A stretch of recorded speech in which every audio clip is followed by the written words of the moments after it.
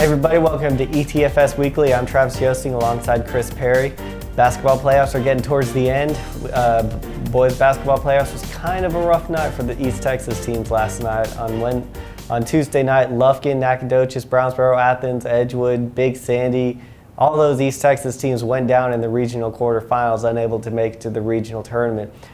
Chris, you watched Big Sandy play against Clarksville. Talk about that matchup and East Texas teams in general. Yeah, East Texas teams was kind of a bloodbath on Monday and Tuesday. But Big Sandy, I thought they did as admirably as they could. We cover 6A basketball. I don't remember seeing two teams with a 6'8" guy and a 6'7" guy in Class 6A. And a District 11 6A. So for a 2A team to have two plus really good guard play, that was the recipe for disaster because Big Sandy they were sagging it on the inside to stop them. Well, now you're leaving wide open shooters to shoot 3-pointers because you have no choice. Then whenever they were getting out a little bit, that's when the two guys in the middle really did some work on the inside in the second half. So sometimes you just run into a better team. That's all there is to it. It sounds like a problem for a lot of the East Texas teams, just not enough size to compete with some of the schools out of the area. And we've said that before. It does seem like in East Texas, speed, terrific guard play, but you don't get the big inside presence and the post presence, which you probably need at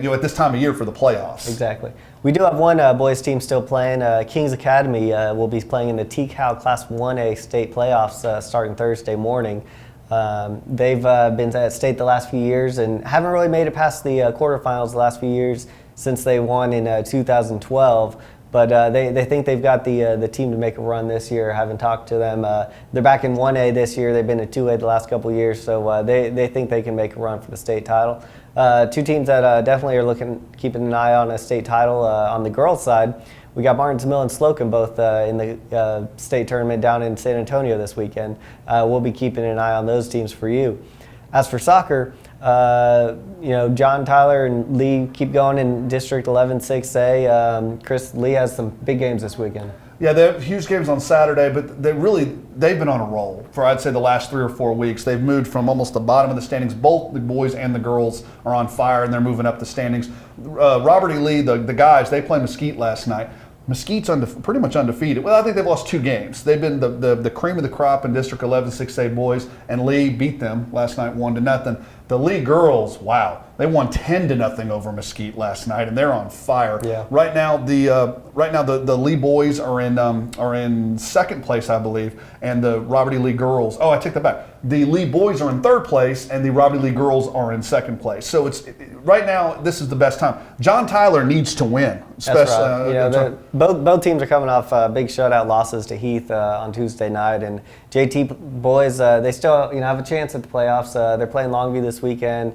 They've been shut out by hefty margins the last 2 weeks, and they need to turn things around.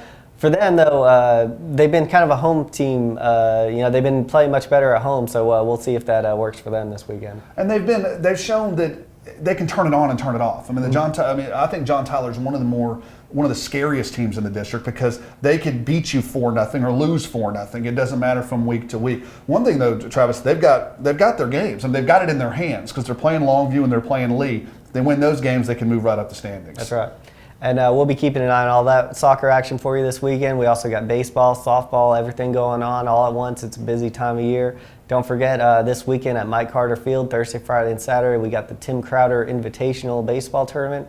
First inaugural tournament for John Tyler. They're hosting it in honor of Tim Crowder, the former Lion, Longhorn, and NFL player, and hoping for to see some good crowds out there for some area baseball.